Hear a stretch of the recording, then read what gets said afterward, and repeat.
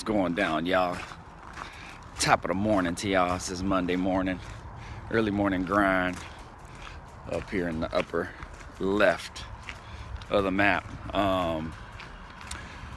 Just wanted to say what's up to y'all out here in the country of the upper left of the map. Beautiful day though today, but I wanted to come out here just to show y'all another pickup I got. I actually got it offline. Been doing some researches about some gas tanks, and just wanted to show y'all here kind of what I got. So let me flip this camera around here and show y'all what's up. Bow. So I'm back, y'all. Wanted to show y'all another come up that I got. Is a gas tank. So this gas tank, as you can probably would tell, did not normally come in a 71 Chevelle. So this is actually a gas tank from a 94, I believe it was, Buick Roadmaster.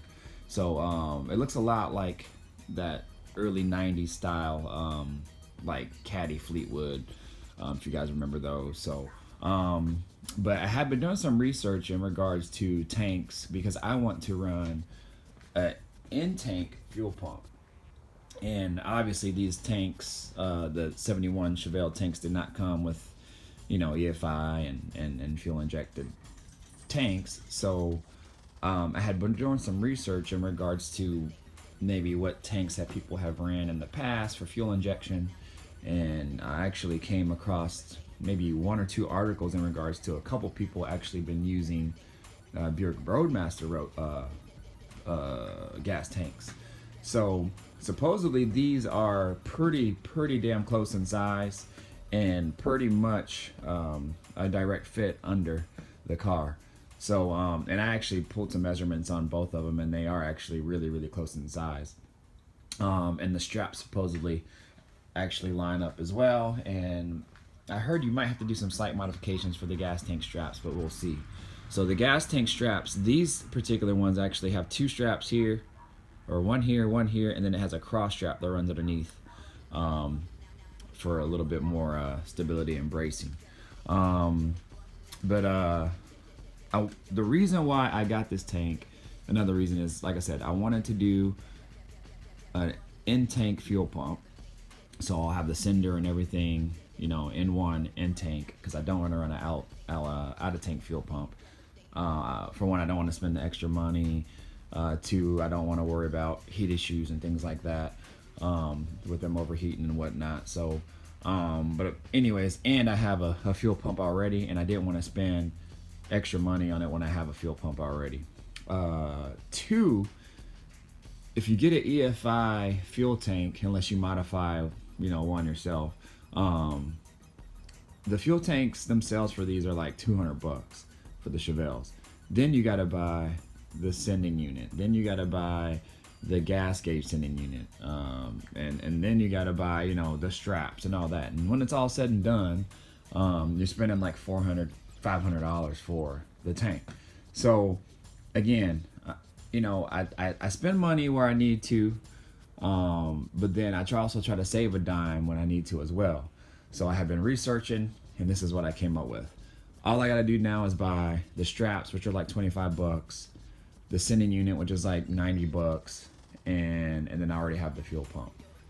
So, and any slight modifications that I might need to make this fit up in there would be an extra expense. So, but from what I heard, it's pretty much a straightforward install, but we shall see. So if any of you guys have a Chevelle, you know, 70, 71, 72, from my understanding, these supposedly fit pretty good. So I'm not worried about it being, you know, OEM. I know it's not a metal tank and whatever, but you know, I'll clean it up and it'll look really good, and I'll be good to go. So the only thing I need to get again is just a sending unit, and it already has what